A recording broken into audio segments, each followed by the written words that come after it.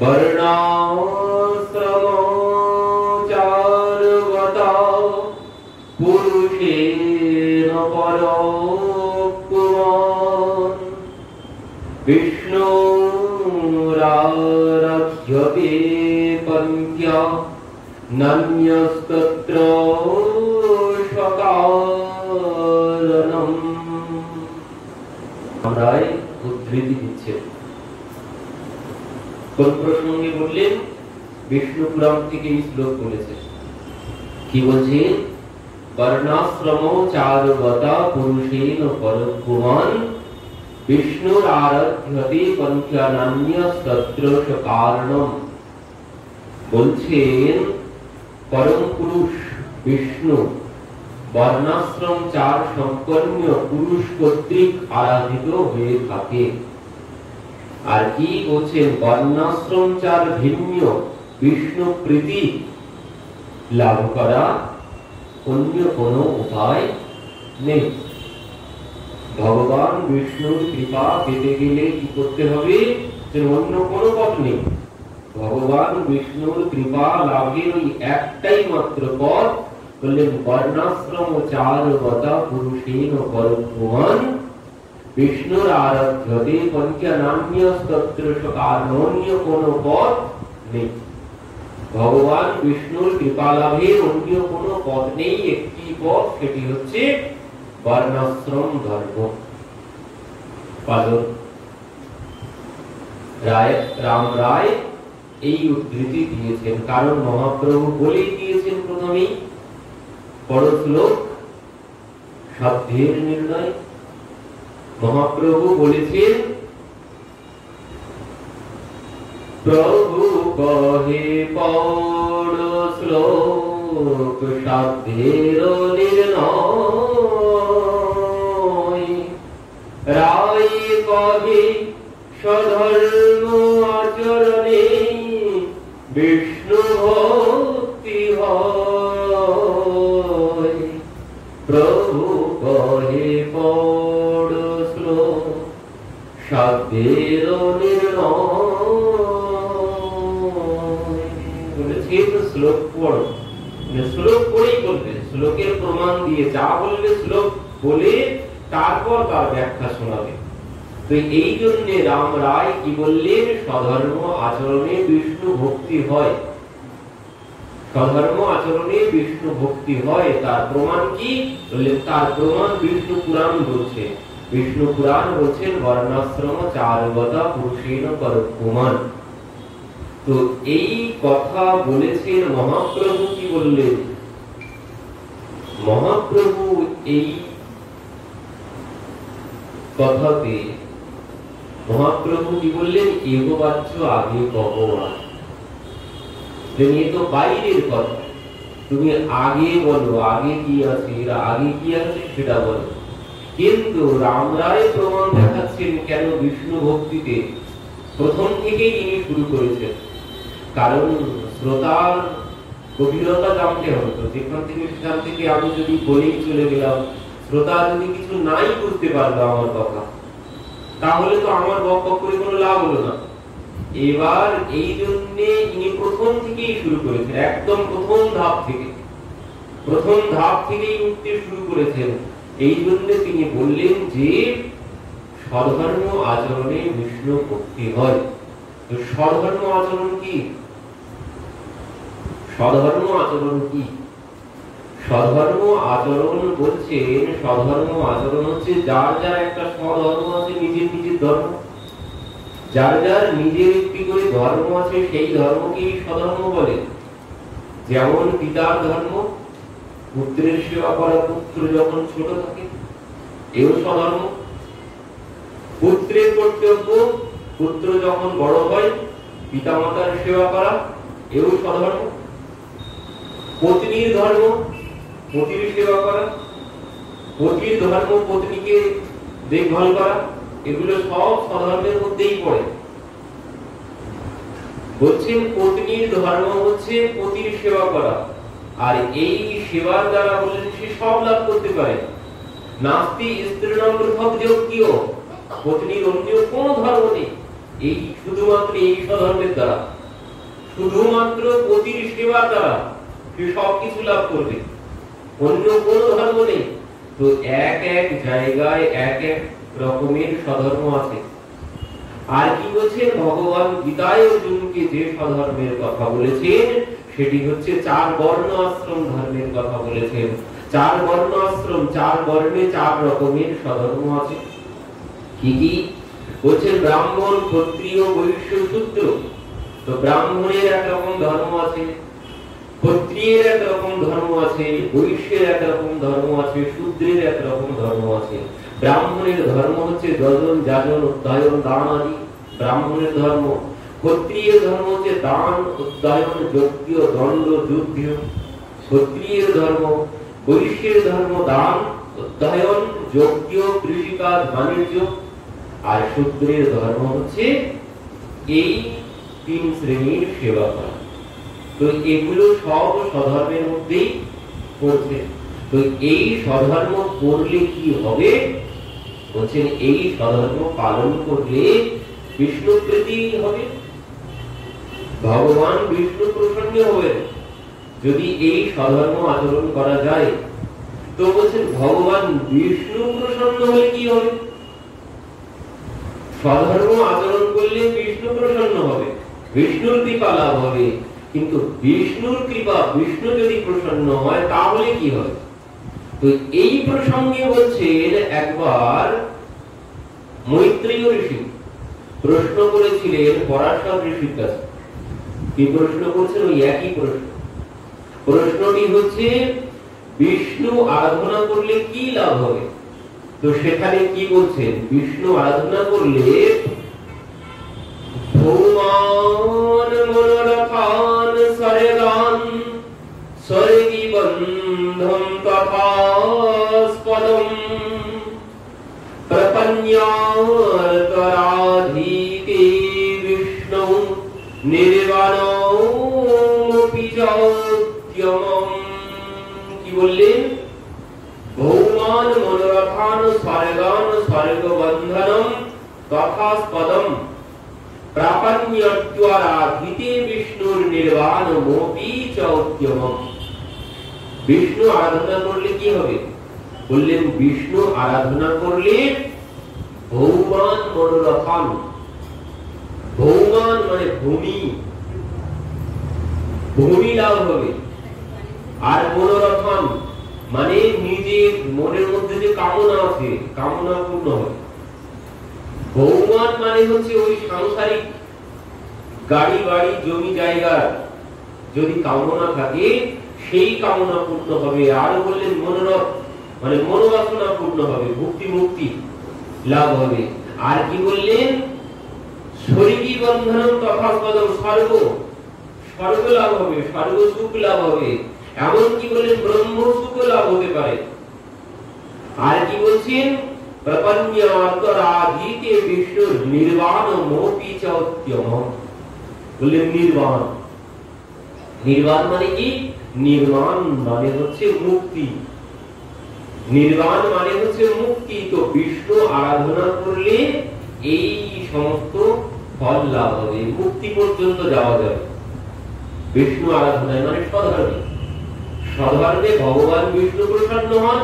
আর বিষ্ণু প্রসন্ন হলে এই সমস্ত কিছু পাওয়া যাবে। স্বধর্মের দ্বারা ভগবান বিষ্ণুকে লাভ করা যাবে। সেই পুণ্ডরীক লাভ করেছিল, পুণ্ডরীক লাভ করেছিল এই স্বধর্মের দ্বারা। তার অন্য কোনো ধর্ম ছিল না পিতা মাতার সেবা করা ছাড়া। সর্বক্ষণ পিতা মাতারই সেবা করতেন। তো কেমন পিতা মাতার প্রতি শ্রদ্ধা তার দেখার জন্য স্বয়ং পাণ্ডরীনাথ, স্বয়ং পাণ্ডরীনাথ এসে দরজায় দাঁড়িয়ে ডাক দিচ্ছেন, পুণ্ডরীক বলে দাঁড়িয়েছেন। পুণ্ডরীক দেখতে পেয়েছেন, পুণ্ডরীক দেখছেন যে ভগবান বিষ্ণু এসে দাঁড়িয়েছেন। তবুও সে ভগবান ভেবেছে আমাকে দর্শন করলেই তো ছুটে আসবে আমার কাছে। কিন্তু ভগবান দরজায় এসে দাঁড়িয়ে আছেন, পুণ্ডরীক পিতামাতার চরণ সেবা করছেন। পিতামাতা শয়ন করে আছে, পুণ্ডরীক তাদের চরণ নিজের কোলের উপরে নিয়ে তাদের চরণ সেবা করে যাচ্ছেন। ভগবান দাঁড়িয়ে আছেন, অনেক সময় হয়ে গেছে ভগবান দাঁড়িয়ে আছে, পুণ্ডরীক পিতামাতার সেবা করে যাচ্ছে। ভগবান বলতে বাধ্য হয়েছেন, পুণ্ডরীক আমি আর কতক্ষণ দাঁড়িয়ে থাকবো, আমি তোমার জন্য এলাম, তো আমি আর কতক্ষণ দাঁড়িয়ে থাকবো। পুণ্ডরীক বলছেন, প্রভু আমার এখনো পিতামাতার সেবা সম্পূর্ণ হয়নি, এখন যদি উঠে যাই তাহলে পিতামাতার নিদ্রা ভঙ্গ হয়ে যাবে, মানে গভীর নিদ্রা এখনো আসেনি, তো এখন যদি আমি ছেড়ে চলে যাই তো পিতামাতার নিদ্রা ভঙ্গ হবে, আমার পিতামাতার সেবায় ব্যাঘাত ঘটলো, তাহলে সেবা নষ্ট হয়ে যাবে। তো এই জন্য প্রভু আপনি ওখানে দাঁড়িয়ে থাকুন, আমার পিতামাতার সেবা হয়ে যাক, তারপর আমি আপনার কাছে যাচ্ছি। ভগবান কিছুক্ষণ পরে বলছেন, আমার তো কোমরটা ব্যথা হয়ে গেল দাঁড়িয়ে দাঁড়িয়ে, আর কতক্ষণ দাঁড়িয়ে থাকবো। তখন বলছেন, ঠিক আছে প্রভু, দাঁড়িয়ে দাঁড়িয়ে যদি মাজা ব্যথা করে তো একটু বসে পড়ো। তো কিসে বসবো? তো একটা ইট হাত দিয়ে ঠেলে সরিয়ে দিয়েছেন, একটা ইট হাত দিয়ে সরিয়ে দিয়েছেন ঠেলে, যে এই ইটের উপরে বসো। কোমরটা যদি ব্যথা করে, মাজা যদি খুব ব্যথা হয়ে যায় দাঁড়িয়ে দাঁড়িয়ে, তো ইটের উপরে বসে মাজাটা ছাড়িয়ে নাও। এই জন্য বিঠল থেকে ওই বিঠল মানে ইট, মহারাষ্ট্রের ভাষায় ইঠল বা বিঠল এই শব্দের অর্থ হচ্ছে ইট। ওই ইটের উপরে ভগবান কি করলেন? বসলেন না, ওই কোমর ব্যথা করছে তো কোমরে হাত দিয়ে চেপে ধরে ওই ইটের উপরে দাঁড়িয়ে পড়লেন, ইটের উপরে দাঁড়িয়ে পড়লেন। এই জন্য নাম হলো ইঠল নাথ বা বিঠল নাথ। ইঠল নাথ থেকে পরিবর্তন হতে হতে বিঠল নাথ বা পুণ্ডরিক নাথ, মানে পুণ্ডরিকের জন্য এসেছিলেন তাই পুণ্ডরিক নাথ। তো বলছেন এবার যে ভগবান যখন এদিকে পুণ্ডরিকের পিতামাতার সেবা সম্পন্ন হয়েছে তখন এসেছেন, তখন ভগবান বলছেন, পুণ্ডরিক আজ তোমার এই পিতামাতার সেবার প্রতি, তোমার যে পিতামাতার সেবার প্রতি যে শ্রদ্ধা, এই শ্রদ্ধা দেখে আমি অত্যন্ত প্রসন্ন হয়েছি। তুমি যাও, আজকে আমার কাছে তুমি যা চাইবে আমি তোমাকে তাই দেব। তো বলো তোমার কি চাওয়া আছে? তখন বলছেন, তাই যদি হয় প্রভু, আমি যা চাইবো আপনি যদি তাই দেন, তাহলে আপনি এসেছেন তো খুব ভালো লাগছে এখন, আপনি এসেছেন খুব ভালো লাগছে এখন। তো প্রভু যদি আমার পিতার সেবায়, মাতার সেবায় যদি তুমি প্রসন্ন হয়ে থাকো, তো প্রভু আজ যেভাবে এসেছো, এসে নিজ গুণে কৃপা করে তুমি যেভাবে এসে দাঁড়িয়েছো আমার ঘরে, আজ থেকে এইভাবে এখানেই দাঁড়িয়ে থাকো, এখান থেকে আর কোথাও যেও না, এইভাবেই দাঁড়িয়ে। গেলে খারাপ লাগে, গেলে কষ্ট হয়, এসেছো আনন্দ হচ্ছে, তুমি চলে গেলে কষ্ট হবে। তো প্রভু যদি কিছু দিতে চাও তুমি এইভাবে, এই বর দাও, এইভাবে এখানেই দাঁড়িয়ে থাকো। তো ভগবান বললেন, তথাস্তু, তোমার পিতা মাতার সেবার প্রতি আমি প্রসন্ন হয়েছি, তো এই জন্য আজ আমি এখানেই তোমার কথা মতো দাঁড়িয়ে গেলাম। আজও তিনি দাঁড়িয়ে আছেন, আজও সেখানে দাঁড়িয়ে আছেন। মহারাষ্ট্রে গেলে আজও দেখা যাবে মহারাষ্ট্রের সেই পান্ডারীনাথ বিঠল ভগবান। তো ইনি কে? ইনি হচ্ছে নারায়ণ ভগবান বিষ্ণু দাঁড়িয়ে আছেন। তো এই পিতামাতার সেবা সধর্মটা, এই সধর্মের দ্বারা ভগবান বিষ্ণুকে লাভ করা যায়। আর ভগবান বিষ্ণুকে লাভ করলে কি হবে? ওই ভগবান মনোরত্ন নির্বাণ লাভ হবে। তো এর দ্বারা কি হবে বললেন? পরবর্তীতে বিষ্ণু লোক লাভ হতে পারে, বিষ্ণু লোক লাভ হবে। বিষ্ণু লোক লাভ হয়ে কি হলো? মানে মুক্ত হয়ে গেলাম, মুক্ত হয়ে গেলাম। কিন্তু আমরা এর আগে দেখেছি 5 প্রকারের মুক্তি একটাও গ্রহণযোগ্য নয়। 5 প্রকারের যে মুক্তি, সালুজ্য, শাস্তি, সামিজ্য, সারুজ্য, সাজুজ্য, এই নির্বাণ মানে মুক্তি, সাজুজ্য মুক্তি। তো বললেন এই 5 প্রকারের মুক্তি ভক্ত একটাও গ্রহণ করেন না। কেন গ্রহণ করেন না? কারণ মুক্তি, মুক্তি তো সহজ বিষয় নয়, মুক্তি সহজ বিষয় নয়। তো বললেন মুক্তিটাও এর মধ্যে কি আছে? বলছেন এর মধ্যে মুক্ত যখন আমি হয়ে যাব, ওই নারায়ণের স্বরূপ পেয়ে যাব, চতুর্ভুজ রূপ পেয়ে যাব আমি, তখন কি হবে? বললেন তখন আমি ভগবানের সমান ভাবতে শুরু করবো নিজেকে, তখন নিজেকে ভগবানের সমান ভাবতে শুরু করবো।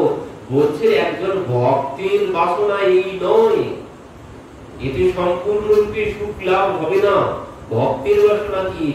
একজন ভক্তের বাসনা হচ্ছে সেবা। ভক্তের বাসনা হচ্ছে সেবা সুখ। বেদ এই কথাই বলছেন, যারা মুক্ত হয়েছেন তাদের মধ্যেও বাসনা দেখা গেছে, তাদের মধ্যেও বাসনা দেখা গেছে। সেটি কি? সেটি হচ্ছে ভগবানের সেবা সুখ। তারাও সেবা সুখ পেতে চাইছেন। তাহলে বলছেন, তাহলে মুক্তিটাও সর্বোচ্চ লাভ হলো না? যারা মুক্ত হয়ে গেছেন তাদের মধ্যে ওই বাসনা দেখা গেছে। আর যদি বাসনাই থাকে তার মানে সম্পূর্ণরূপে লাভ এখন আমার হয়নি। সম্পূর্ণ লাভ তখন হবে যখন আর কোনো কিছু চাওয়া থাকবে না। যেমন ওই হয়েছিল গোকুলবাসীদের হয়েছিল, যেমন গোকুলবাসীদের হয়েছিল। গোকুলবাসী যখন সেই ভগবানকে পেয়েছেন, ভগবানের যখন আবির্ভাব হয়েছে, শ্রবণ করেই তো সবাই ছুটতে শুরু করেছে। নন্দ কি আনন্দ ভয় জয় কানাইয়া লাল কি, হাতি দিন ঘোড়া দিন অদিন পাল কি। তো সবাই দান গ্রহণ করছেন। দান গ্রহণ করে যখন ফিরে যাচ্ছে, কি ব্যাপার, তুই কি নিয়ে এলি? নন্দ মহারাজের গৃহ থেকে কি নিয়ে এলি? বলছেন, কেন? আমি পিতল কাঁসার বাসনপত্র নিয়ে এসেছি। তুই পিতল কাঁসার বাসনপত্র নিয়ে এসেছিস, কেন? তুই কি এনেছিস? আমি তো সব রূপার বাসনপত্র এনেছি। তুই রূপার বাসনপত্র এনেছিস? রূপার বাসনপত্র কোথায় দিচ্ছিল? তো বলছেন, কেন? ওই 2 নম্বর দরজায় দিচ্ছিল।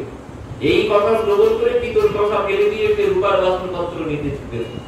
এবার যখন রূপার বাসনপত্র নিয়ে আসছে, তখন কি হলো? আরেকজনের সাথে দেখা হয়েছে। কি রে, কি নিয়ে এলি? সে বলছে, আমি স্বর্ণের বাসনপত্র নিয়ে এসেছি। তুই স্বর্ণের বাসনপত্র নিয়ে এসেছিস? কোথায় দিয়েছিল? আমি তো রূপার বাসনপত্র নিয়ে এলাম। স্বর্ণের বাসনপত্র কোথায় দিচ্ছিল? কেন? 4 নম্বর দরজায় দিচ্ছিল। সে রূপার বাসনপত্র ফেলে স্বর্ণের বাসনপত্র আনতে চলল। স্বর্ণের বাসনপত্র নিয়ে যখন পেয়েছেন, তখন আরেকজনের সাথে দেখা হয়েছে। কি নিয়ে এলি? আমি স্বর্ণের বাসনপত্র নিয়ে এসেছি। তুই স্বর্ণের বাসনপত্র নিয়ে এলি? কেন? তুমি কি এনেছো? বলছেন, আমি হিরে মণি মুক্তা এনেছি। হিরে মণি মুক্তা কোথায় দিচ্ছিল? কেন? 5 নম্বর দরজায় দিচ্ছিল। সে স্বর্ণের বাসনপত্র সব ফেলে দিয়েছে। মানে লাভ হয়েছে, কিন্তু আমার পরম লাভ হয়নি। হিরে মণি মুক্তা নিয়েই ভাবছে পরম লাভ হবে। তো এই জন্য স্বর্ণ সব ফেলে দিয়ে ছুটতে শুরু করলেন। যে হিরে মণি মুক্তা নিয়েছে, সে হিরে মণি মুক্তা নিয়ে আসার পরে জিজ্ঞাসা করা হলো, কি নিয়ে এলি? হিরে মণি মুক্তা নিয়ে এসেছি। কেন? তুই কি এনেছিস? আমি তো নীলমণি এনেছি। আমি নীলমণি এনেছি। নীলমণি কোথায় দিচ্ছিল?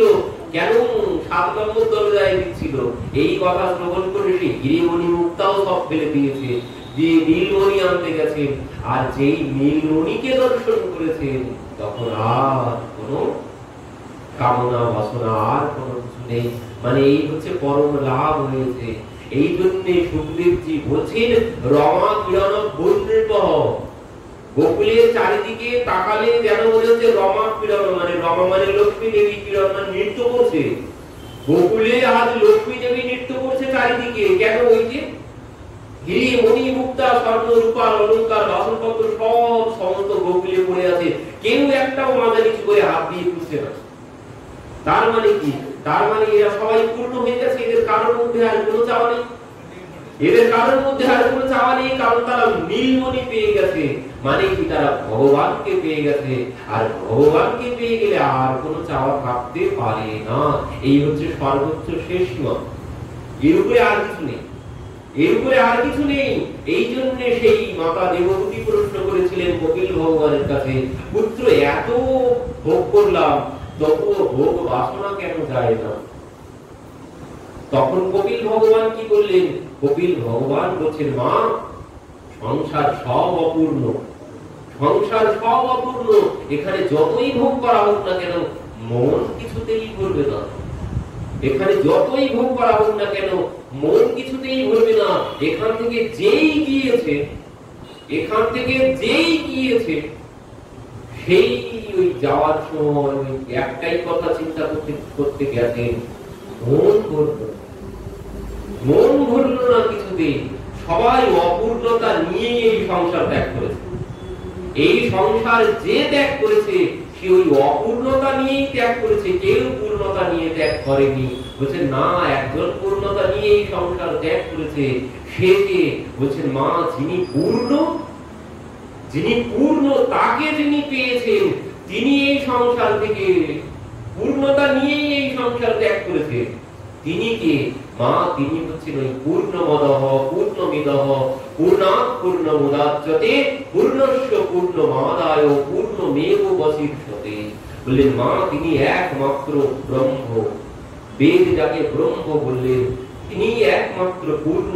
তার সাথে যদি সম্পর্ক করতে পারি, তার সাথে যদি সম্পর্ক করতে পারি তাহলেই পূর্ণতা আসবে। তাছাড়া এই সংসারে কিছুতেই পূর্ণতা আসার কোনো পথ নেই, কোনো পথ নেই। ওই আম্বানির কাছে যান, আম্বানির কাছে যান, আম্বানি ভাবছে যা হয়েছে এর থেকেও কি করে আরো বাড়ানো যায়, এত হয়েছে তবু সে এখনো চিন্তা করছে এর থেকেও কি করে আরো বাড়াবো, এর থেকেও কি করে আরো বাড়াবো। সে সর্বক্ষণ ওই আরো চিন্তা করে যাচ্ছে আরো কি করে পাবো, মানে কিন্তু এখনো পূর্ণ হয়। তো সংসারে কোনোদিন পূর্ণ হওয়া যাবে না। তাই যতই পাওয়া যায় তো দিন কহে ধনবান সুখী, ধনবান কহে সুখ রাজা তো ভারী, রাজা কহে সুখ মহারাজা को, महाराजा कहे सुख इंद्र को भारी, इंद्र कहे सुख चतुरानन को, चतुरानन कहे सुख विष्णु को भारी। तुलसीदास बिचारी गए हरि भजन बिनु सब जीवित खाय। সুখে একমাত্র সেই আছে যিনি রামদাস হতে পেরেছেন, যিনি কৃষ্ণ দাস হতে পেরেছেন। একমাত্র এই সংসারে সেই সুখে আছে, সেই একমাত্র সুখে আছে। যিনি ওই অর্থের দাস হয়েছে তিনি কিছুতেই সুখী হতে পারবেন না। তার মধ্যে ওই সর্বক্ষণ ওই কামনা কাজ করছে আরো হলে ভালো হয়, আরো হলে ভালো হয়। তার মধ্যে শান্তি নেই, শান্তি তার মধ্যেই আছে যিনি একমাত্র কৃষ্ণ দাস, একমাত্র রাম দাস হতে পেরেছে। তো এই জন্য এই সংসার সম্পূর্ণটাই অপূর্ণ, এখানে পূর্ণ হওয়ার কোন পথ নেই। একমাত্র পূর্ণ হতে গেলে ভগবান ছাড়া পূর্ণ হওয়ার কোন পথ নেই। তো এই জন্য বলছেন ওই বিষ্ণু আরাধনাতে কি হবে, বিষ্ণু আরাধনাতে বললেন মুক্তি পাবো। মুক্তি পেলে কি হবে বললেন যারা মুক্তি পেয়েছে তাদের মধ্যে সেবা বাসনা দেখা গেছে। তাহলে বাসনা যখন দেখা গেছে তার মধ্যে এখন পূর্ণতা আসেনি, তার মধ্যে পূর্ণতা আসেনি। তো তার মধ্যে কোন বাসনা দেখা গেছে, তার মধ্যে ভগবানের সেবা বাসনা দেখা গেছে। তাহলে এখানেই প্রমাণ হয়ে যাচ্ছে ভগবানের সেবা বাসনাটাই সর্বোচ্চ, উপরে আর কোনো কিছু নেই। তো এই জন্য বলছিল নির্বাণেও কোনো কিছু হবে না। বিষ্ণুর স্বরূপ চারা, বিষ্ণু রূপ পেয়ে গেলে ওতে কোনো কিছু হবে না। তো বলছেন এই না হয় বাদ দিলাম, আর চার প্রকারের শালুক্য, শাস্ত্রী, সামিক্য, শালুক্য যেগুলো আছে বললেন এতে তো সম্ভবই না। কারণ এর মধ্যে সম্পূর্ণরূপে কামনা আছে, ভগবানের ধাম বাস আছে, ভগবানের রূপ পাওয়ার আশা আছে, ঐশ্বর্য পাওয়ার আশা আছে। বললেন এইগুলো পেলে কি হবে বললেন এ তো ওই পাওয়ার আশায় ভজনা করছি, পাওয়ার আশায় ভজনা করছি। যেই পেয়ে যাবো আর পাওয়ার ভজনার কথা কি আর কে আর ভজনা করে, পাওয়ার আশায় ভজনা করছি। যেই পেয়ে যাব, কামনা যেই পূর্ণ হয়ে যাবে তখন আর ইচ্ছা হবে, কারণ পাওয়ার লক্ষ্য ছিল, লক্ষ্যটা পেয়ে গেছে, আর ইচ্ছা হবে না তখন। এই জন্য বলছে এ তো মোটেই গ্রহণযোগ্য নয়, আর মুক্তিও গ্রহণযোগ্য নয়। তাহলে বললেন তাহলে ওই বিষ্ণু আরাধনাতে কোনো লাভ হবে না। কিন্তু এই জন্য বলছেন বর্ণাশ্রম ধর্মের পালনে বিষ্ণুর প্রীতি, বিষ্ণু প্রীতি হয়, অন্য কিছুতেই বিষ্ণু প্রীতি হয় না। কিন্তু ভক্তি শাস্ত্র বললেন বর্ণাশ্রম ধর্ম ভক্তির অঙ্গ নয়, বর্ণাশ্রম ধর্ম ভক্তির অঙ্গ না। অর্থাৎ যে সাধন ভক্তির অনুষ্ঠানে কৃষ্ণ প্রীতির অনুকূল, মানে যে সাধন ভক্তির অনুষ্ঠান কৃষ্ণ প্রীতির অনুকূল সেবাই হচ্ছে প্রকৃত, সেটি হচ্ছে প্রকৃত সাধন ভক্তি। যেখানে ভগবানকে লাভ করা যাবে সেটাই প্রকৃত ভক্তি। তো বরং বলছেন এই বিষ্ণু আরাধনা বলছেন সেই দিক থেকে বিচার করলে এ তো অনুকূল না বরং প্রতিকূল। ভগবান পাওয়ার পথে এই স্বধর্ম, এই বিষ্ণু আরাধনা সম্পূর্ণরূপে প্রতিকূল, এর দ্বারা ভগবান পাওয়া সম্ভব নয়। তাহলে ভগবান পেতে গেলে কি করতে হবে? তো বলছেন ভগবান পেতে গেলে ভগবান পেতে গেলে কি করতে হবে? আগেই আমরা গত প্রসঙ্গে শ্রবণ করেছিলাম, ভগবান পেতে গেলে বলছেন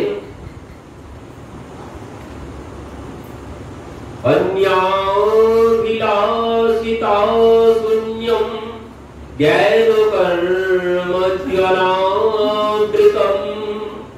আনুকূল্যেন কৃষ্ণানুশীলনম ভক্তিরুদ্যমঃ। ভগবান পেতে গেলে কি করতে হবে? বলছেন অন্য বিলাসিতা শূন্যম, সমস্ত কামনা সমস্ত অভিলাষ শূন্য হতে হবে। অন্যাভিলাষিতা শূন্যম জ্ঞান কর্মাদ্যনাবৃতম, মানে জ্ঞান কর্ম, জ্ঞানযোগ, কর্মযোগ, বৈরাগ্যযোগ সবকিছু অনাবৃত, এর মধ্যে থাকবে না, সম্পূর্ণরূপে এগুলোর বাইরে।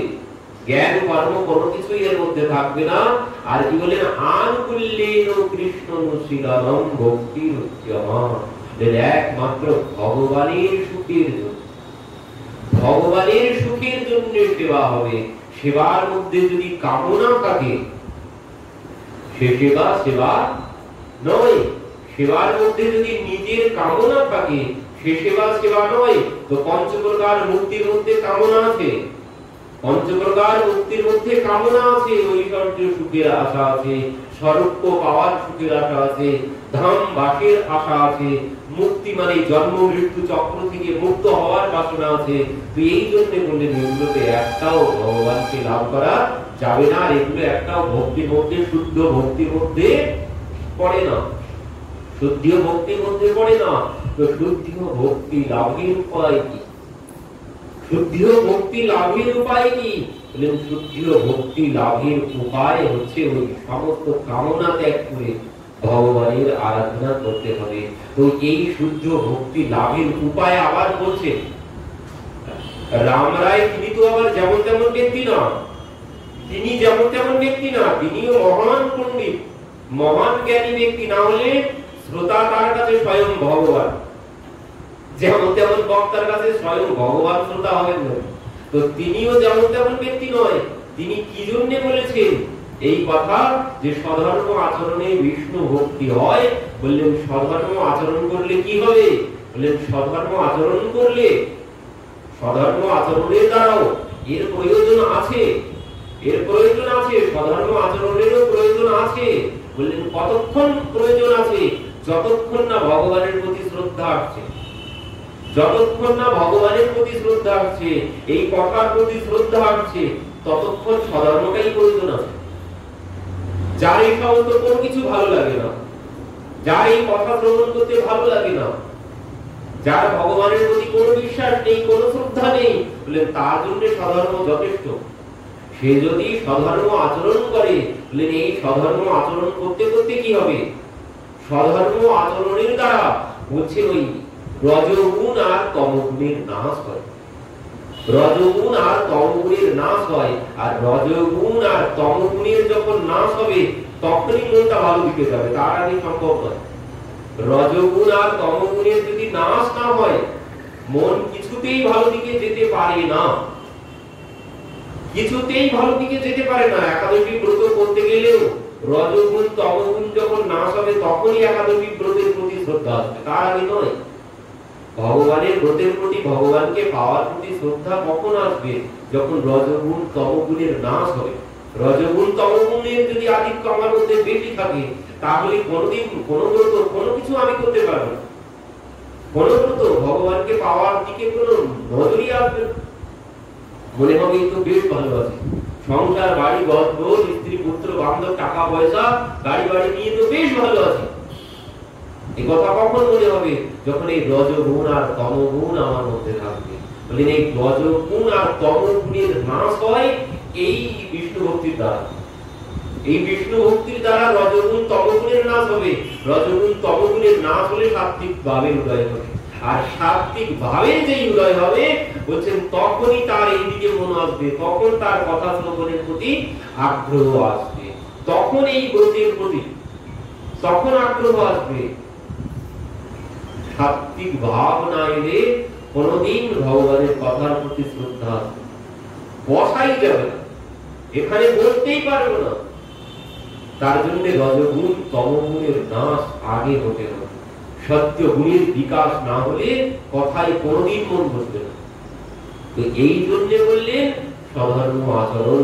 তবে বলছেন এই স্বধর্ম এটি কোনো ভক্তির অঙ্গ নয়, তবুও ভক্তি শব্দ রামরায় জোর করে চাপিয়েছেন। এটি কেন বলছেন? এটি হচ্ছে আরোপ সিদ্ধা ভক্তি। এটি আরোপ সিদ্ধা ভক্তি বলে একে, মানে জোর করে চাপানো হয়েছে ভক্তি শব্দের উপরে। এর দ্বারাও ভক্তি পথে যাওয়ার ব্যবস্থা আছে স্বধর্মের দ্বারা। কারণ যদি স্বধর্মের প্রতি শ্রদ্ধা থাকে, স্বধর্মের প্রতিও শ্রদ্ধা থাকতে হবে। শ্রদ্ধা না হলে আবার সম্ভব না।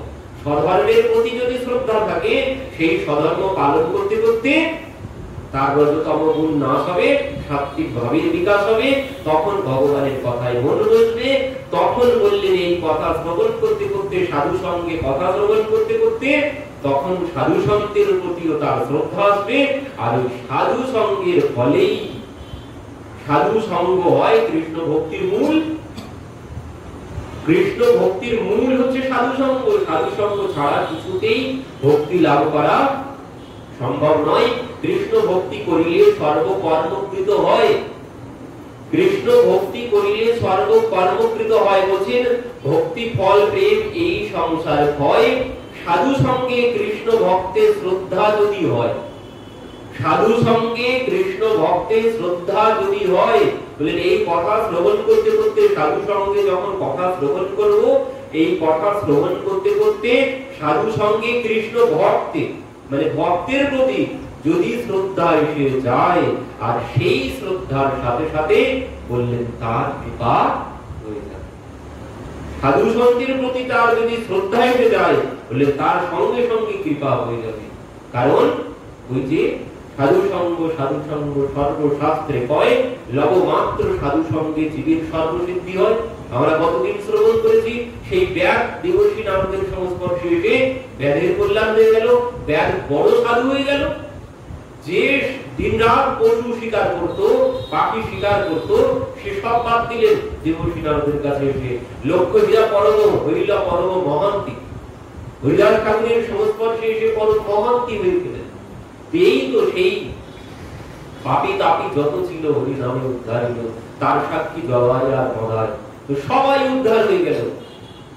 কারণ এই সাধু সঙ্গে যদি তার সাধু সন্তের প্রতি শ্রদ্ধা চলে আসে, সেই রত্নাকর দস্যু হইল বাল্মীকি হয়ে গেল। উল্টা নাম জপত জগ জানা, বাল্মীকি ভাই ব্রহ্ম সমানা। রত্নাকর দস্যু সে ব্রহ্ম সমান হয়ে গেছে, তাও রাম রাম বলতে পারেননি, মরা মরা মরা মরা বলতে পারেন। তো আগে তো চাই শ্রদ্ধা। সপ্ত ঋষির প্রতি তার শ্রদ্ধা এলো, যখন গৃহে গেল কেউ তার পাপের ঘাও নিতে চাইল না, তখন ফিরে এসেছেন, তখন সাধু সন্তের প্রতি তার শ্রদ্ধা এসেছে। তখন বললেন ঠিক আছে, তোমার কল্যাণের ব্যবস্থা আমরা করছি, তো এই নাম করতে থাকো। তো নামও করতে পারছে না, তখন বললেন ঠিক আছে উল্টে দিয়ে দেখি পারো কিনা। রাম উল্টে দিয়ে বলছেন মরা মরা বলতে পারো কিনা। তো সেই মরা মরা বলতে বলতে তার আর হয়ে গেল। তো আগে চাই শ্রদ্ধা, শ্রদ্ধা ছাড়া কোনো কিছু সম্ভব নয়। তো বললেন এই বিষ্ণু ভক্তির দ্বারা এই প্রথম ধাপ, প্রথম সিঁড়িতে ওঠা যাবে যদি বিষ্ণু ভক্তিতে তার মানে স্বধর্মে তার শ্রদ্ধা থাকে। তবে বলছেন এই স্বধর্ম ত্যাগের কথা আবার সর্বত্র বলা হয়েছে। স্বধর্ম ত্যাগের কথাই সর্বত্র বলা হয়েছে, কারণ ভগবান গীতা এত পরিষ্কার বলে দিয়েছেন সর্বধর্মান পরিত্যাজ্য মাম একং শরণং ব্রজ। তো কোন ধর্ম ত্যাগ করার কথা বলেছেন? এই স্বধর্ম ত্যাগ করার কথাই বলেছেন। মহাপ্রভুও বলছেন কি বিষ্ণু ভক্তিতেই সব হবে না। কেন হবে না? বলছেন মহাপ্রভু সনাতন গোস্বামীকে যখন বলেছিলেন, কি বলছেন? বলছেন অসৎ সঙ্গ ত্যাগ এই বৈষ্ণব আচার, স্ত্রী সঙ্গী এক অসাধু কৃষ্ণ ভক্ত আর, এই সব ছাড়ি আর বর্ণাশ্রম ধর্ম অকিঞ্চন হইয়া লও কৃষ্ণের শরণ। মহাপ্রভু বলেছেন স্বধর্ম ত্যাগের কথা। কি বলছেন? অসৎ সঙ্গ ত্যাগ, অসৎ সঙ্গ ত্যাগ করতে হবে। আর কি বলছেন? এই বৈষ্ণব আচার, মানে অসৎ সঙ্গ ত্যাগটাই হচ্ছে বৈষ্ণবের আচার। তো আগে হচ্ছে অসৎ সঙ্গ ত্যাগ করতে হবে। আর কি? স্ত্রী সঙ্গী এক অসাধু কৃষ্ণ ভক্ত, আর বলছেন স্ত্রী সঙ্গী ত্যাগ করতে হবে, আর ভক্ত সঙ্গ করতে হবে। আর কি? এই সব ছাড়িয়ার বর্ণাশ্রম ধর্ম, বর্ণাশ্রম ধর্ম তোমাকে ত্যাগ করতে হবে। অকিঞ্চন হইয়া লও কৃষ্ণের শরণ, ওই অমানিত মানদেন কীর্তনীয় সদা হরি হয়ে ভগবানের শরণ গ্রহণ করো। তো এখানেও তিনি ওই স্বধর্ম ত্যাগের কথা বলেছেন, ভগবান গীতায় স্বধর্ম ত্যাগের কথা বলেছেন, আরো বলছেন বেদেও স্বধর্ম ত্যাগের কথা বলা হয়েছে। কি বলছেন? বেদ বলছেন বর্ণাদি ধর্মহি পরিত্যাজন কিহ সানন্দ কৃতঃ পুরুষো ভবন্তি। কি বলছেন? বর্ণাদি ধর্মহি পরিত্যাজ্য সানন্দ কৃতঃ পুরুষো ভবন্তি। বলছেন সানন্দীয় কৃত, বলছেন সে আনন্দ লাভ করবে কখন? আনন্দকে কখন পাওয়া যাবে? যে আনন্দকে তখন পাওয়া যাবে যখন ওই বর্ণাশ্রম ধর্ম ত্যাগ করবো। বেদও বলছেন, মানে বেদেও ভগবান বলেছেন, গীতায় যে ভগবান বলেছেন বেদেও সেই ভগবান বলেছেন।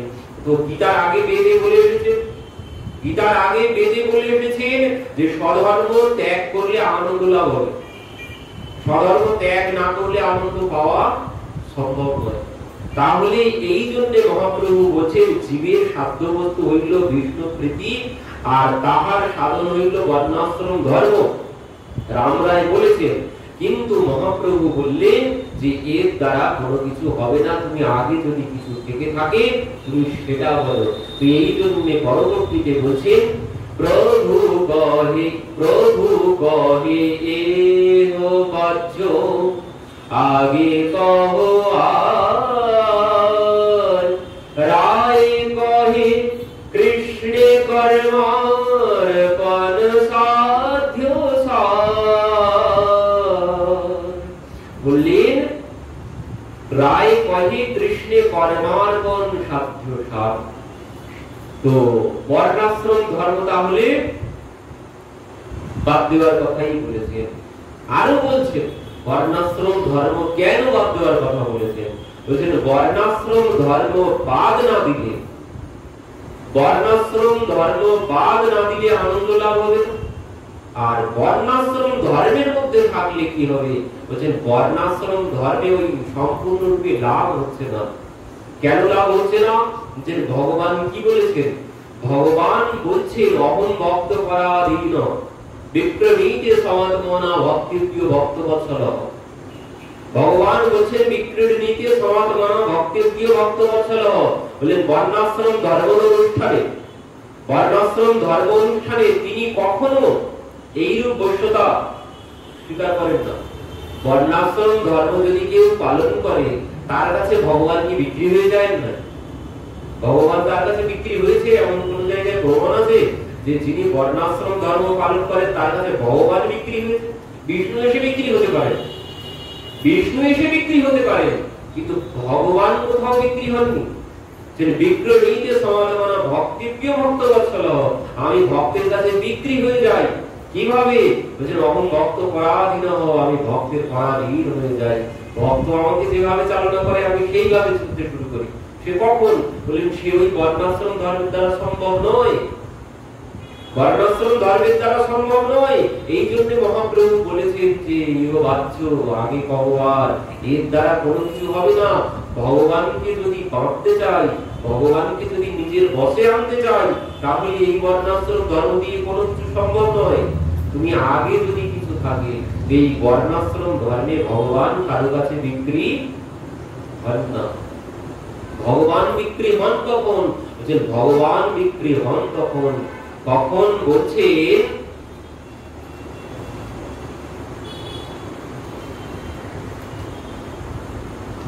ওই নবদা ভক্তির কথা যে প্রহ্লাদ মহারাজ বলেছেন, শ্রবণম কীর্তনম বিষ্ণু স্মরণম পাদ সেবনম অর্চনম বন্দনম দাস্য সত্য আত্মনিবেদনম, বলেন এই নবদা ভক্তি হচ্ছে শুদ্ধ ভক্তির লক্ষণ। আর যদি কেউ শুদ্ধ ভক্তি লাভ করতে পারে, শুদ্ধ ভক্তি যদি কেউ লাভ করে, বললেন তখন তার এই ভক্তি অঙ্গের প্রতি শ্রদ্ধা আসবে, তখনই তার এই ভক্তি অঙ্গের প্রতি শ্রদ্ধা আসবে যখন শুদ্ধ ভক্তি লাভ করব।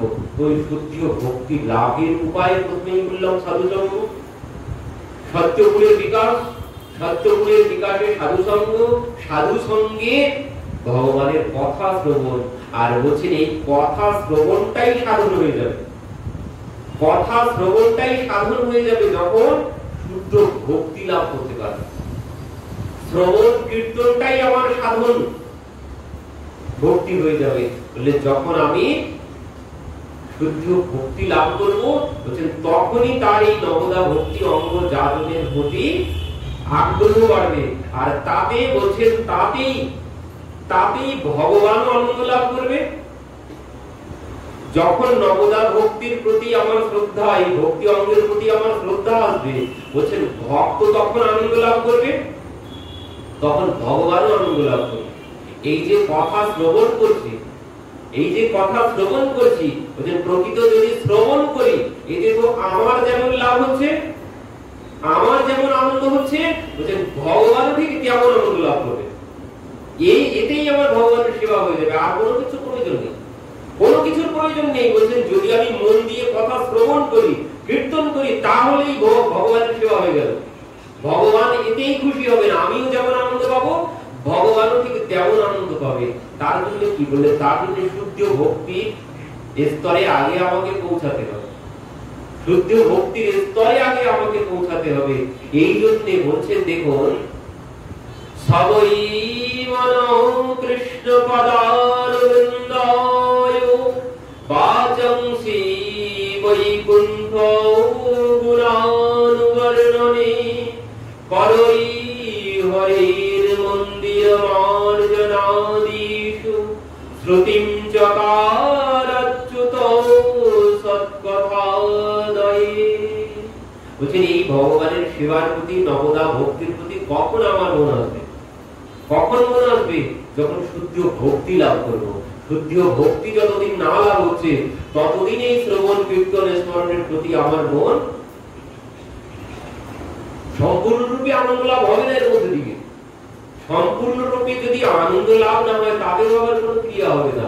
যদি একাদশী ব্রত করলাম, একাদশী ব্রত করলাম আর ভাবতেই থাকলাম কখন সকাল হবে, দিনটা কখন যাবে, দিন কখন যাবে, দিন কখন যাবে, এই যদি চিন্তায় বসে থাকি, বলে ও তোমার একাদশী করতে হবে, ওই একাদশী করে লাভ নেই। যদি ভালোবাসা না থাকে, যদি শুধু চিন্তা করতে থাকলাম যে কখন রাত শেষ হবে, কখন রাত শেষ হবে, কখন খেতে পারবো, এই যদি চিন্তা থাকে যে ওই একাদশী ব্রত তোমার করতে হবে না। ভালোবাসার জন্য ভালোবাসার মানুষ কত পরিশ্রম করে, 2-4 দিন না খেয়ে বসে থাকে, ধর্ণা দিয়ে বসে থাকে ভালোবাসার মানুষকে পাওয়ার জন্য, তখন মনে হয় না। আর যদি তোমার মনে হয় একবেলা না খেয়ে থেকে, একদিন যদি অনাহারে থেকে, যদি মনের মধ্যে চিন্তা হয় কখন সকাল হবে পরের দিন, তোমার একাদশী করে কোনো লাভ নেই, করতে হবে না,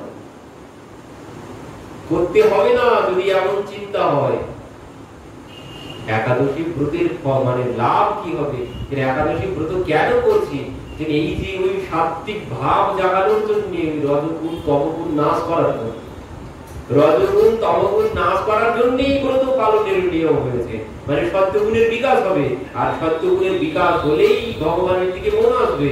সত্যগুণের বিকাশ যতক্ষণ না হচ্ছে ততক্ষণ মন আসবে না। আর যদি খাওয়ার উপরে খাওয়া, খেতেই থাকি, একাদশীর দিন আরো বেশি করে খাওয়া দাওয়ার ব্যবস্থা হয়, তাহলে রজগুণ তমগুণ যাবে না, রজগুণ তমগুণ যাবে না। এই জন্য খাওয়া দাওয়া বন্ধ করতে হয়। যদি ভালোবাসা না থাকে তো খাওয়া দাওয়া বন্ধ করতে পারবে। ভগবানের প্রতি যদি ভালোবাসা না থাকে, তাহলে আরো বেশি করেই খাওয়া দাওয়া করেই বসে থাক একাদশীতে।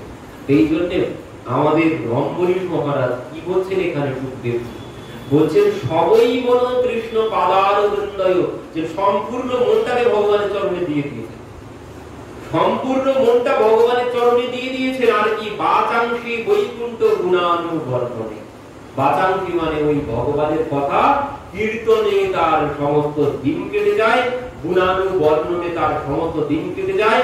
আর কি করে বলেন করই হরের মন্দির মার্জনা দিশু, ভগবানের সেবা মন্দির মার্জনা, ভগবানের সেবা কাজ করে তার সমস্ত দিন কেটে যায়। শ্রুতিম চকালচ্যুত সৎকথা হয়ে, ভগবানের কথা শ্রবণ করে তার দিন কেটে যায়, ভগবানের সেবা করে তার দিন কেটে যায়। কি করেন বাজারটাও নিজে করতে যান, ভগবানের সেবার জন্য যে বাজার সেটাও নিজে করতে যান। বললেন ওই সেবা ভগবানের সম্মুখে এনে তুলসী দিয়ে নিবেদন করলাম ওইটুকু সেবা না, ওই বাজারটা থেকেই শুরু হচ্ছে। বাজারও না বলছেন অম্বরীশ মহারাজ নিজে হাতে ওই ক্ষেত চাষ করতে, ভগবানের সেবার জন্য নিজে হাতে চাষ করতে, সেই সম্পদ সেই সামগ্রী সেই শস্য দিয়ে ভগবানের সেবা করতেন। নিজে হাতে রন্ধন করতেন, সবজি নিজে হাতে বানাতেন, নিজে হাতে রন্ধন করতেন। ভগবানের সেবার কাজ কাউকে দিয়ে করাতেন না। তিনি সারা দিন ভগবানের সেবা করতে করতে তার দিন চলে যায়। বিশ্রামের সময় হলে নিজের বেডরুমে যান না শয়ন করতে, ভগবানের ওই মন্দিরের সম্মুখে সিঁড়িতে মাথা দিয়ে বিশ্রাম করেন, পরবর্তীতে আবার একটু বিশ্রাম করে সেবায় লেগে পড়েন। এই জন্য বলছেন সবই মন কৃষ্ণ পাদারবিন্দয়, সমস্ত মনটাই ভগবানের চরণে দিয়ে রেখেছেন। এই হচ্ছে শুদ্ধ ভক্তির লক্ষণ, এই হচ্ছে শুদ্ধ ভক্তির লক্ষণ, যে এর মধ্যেই সুখ পাওয়া যাবে, এর মধ্যেই আনন্দ পাওয়া যাবে। ও খাওয়া দাওয়ার মধ্যে কোনো আনন্দ পাওয়া যাবে না। যদি শুদ্ধ ভক্তি লাভ করতে পারি তখন আর ভগবানের মধ্যে কোনো আনন্দ পাওয়া যাবে না, শুধুমাত্র এই কথার মধ্যেই আনন্দ পাওয়া যাবে, ভগবানের সেবার মধ্যেই আনন্দ লাভ হবে। আমিও যেমন আনন্দ লাভ করবো, ভগবানও ঠিক তেমন আনন্দ লাভ করবে। আর এতেই বলছে তোমার ভগবানের সেবা সম্পূর্ণ হয়ে যাচ্ছে কথা দর্শনের মধ্যে দিয়ে। তো এই জন্যে ভগবান তার কাছে পরাধীন মানে বাঁধা পড়ে গেলেন। অম্বরীশ মহারাজের কাছে ভগবান বাঁধা পড়ে গেছেন। অম্বরীশ মহারাজ একাদশী ব্রতের পালনা করতে যাচ্ছেন পরের দিন সকালবেলা। এমন সময় ঋষি দুর্বাসা এসে দাঁড়িয়েছেন পথে। ঋষিকে প্রসাদ দিতে গেছেন। ঋষি বলছে আমার তো এখন স্নানাগ্নি হয়নি, আমি কি করে পালনা করবো? আমি স্নানাগ্নি করে আসি তারপর পালনা করবো। এদিকে ঋষি স্নান করতে গেছেন, ওদিকে পালনার সময় পার হয়ে যাচ্ছে। কারণ সময়ের মধ্যে যদি পালনা না করা হয় তাহলে সমস্ত ব্রতের ফল সব নষ্ট হয়ে যাবে। তো সেই জন্য ইনি এবার চিন্তায় পড়েছেন কি করব। ব্রাহ্মণদেরকে ডাকলেন, ব্রাহ্মণদেরকে বললেন আমি এখন কি করব। ব্রাহ্মণরা বললেন মহারাজ আপনি তো নির্জলা উপবাস করেন, একাদশীতে নির্জলা উপবাস করেন, তো আপনি জল গ্রহণ করলেই আপনার ব্রতের পালনা হয়ে যাবে। তো আপনি এক কাজ করুন, ভগবানের চরণামৃত তুলসী জল দিয়ে গ্রহণ করুন, তাহলে আপনার ওই অতিথি অবমাননার অপরাধ হবে না। কারণ অতিথিও ভগবান নারায়ণ, আবার এ তো যেমন তেমন অতিথি না, দুর্বাসা। এনার তো অভিশাপ শাস্ত্রে কেউ কোথাও দেয়নি। শতকরা ৮০% অভিশাপ যদি কোথাও কেউ দিয়ে থাকে ইনি দিয়েছেন।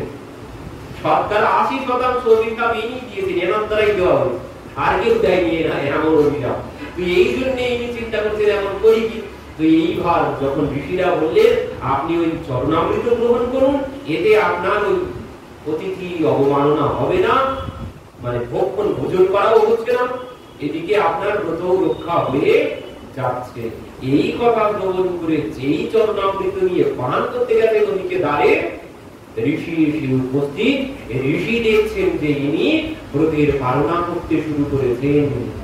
এই দেখে কি রাজা তোমার এত বড় সাহস, আমার মতো ঋষিকে অবমাননা করে তুমি একা একা ব্রতের পালনা করতে চলেছো, তো মজা দেখাচ্ছে বলে কি বলছেন, যোমাম অতিথি মায়াত্যম আতিথ্যেন নিমন্ত্রচ অদত্ত্বা ভুক্তবাবস্ত্যস্ব সদ্যস্তে দর্শয়ে ফলম।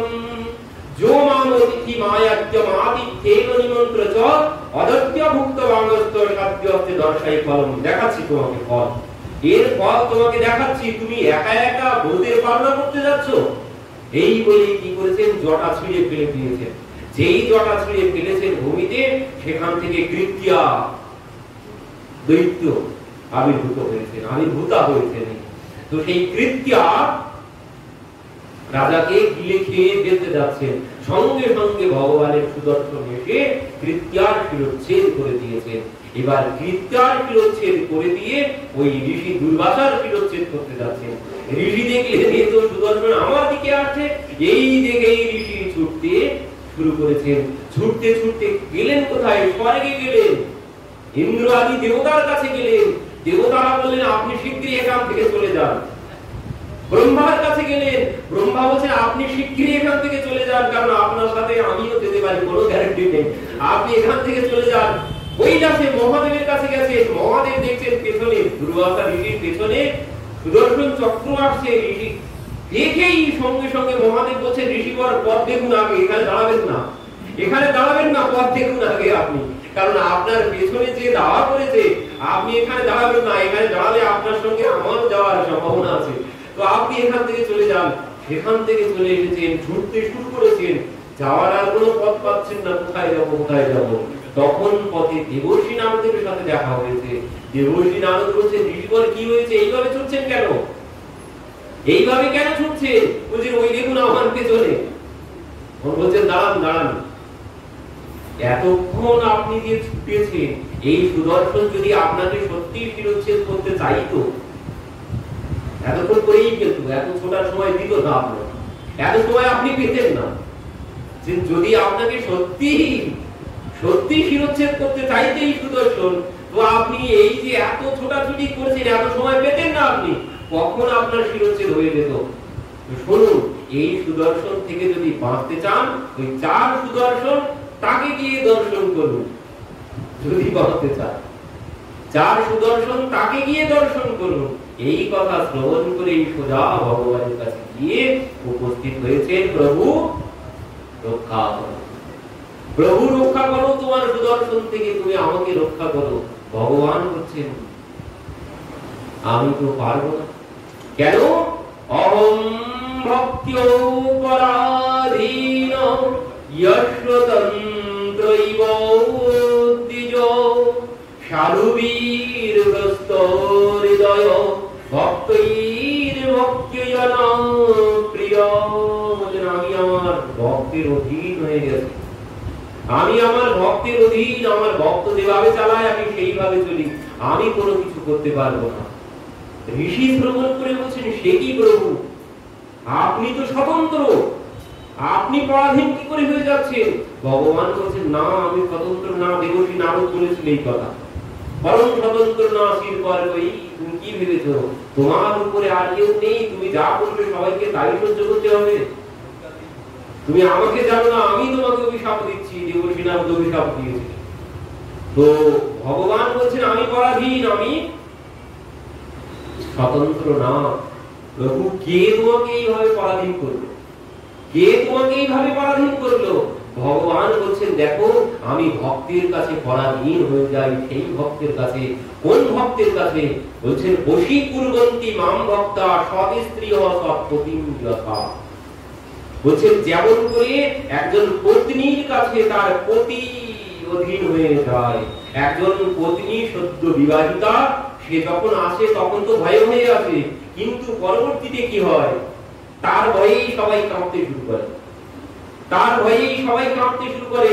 যেই একটু রাত বেশি হয়ে যায়, বাড়িতে গেলেছে কি হবে তার কোনো ঠিক নেই, এই তার ভয়ে কাঁপতে থাকে পতি। এখন কেন?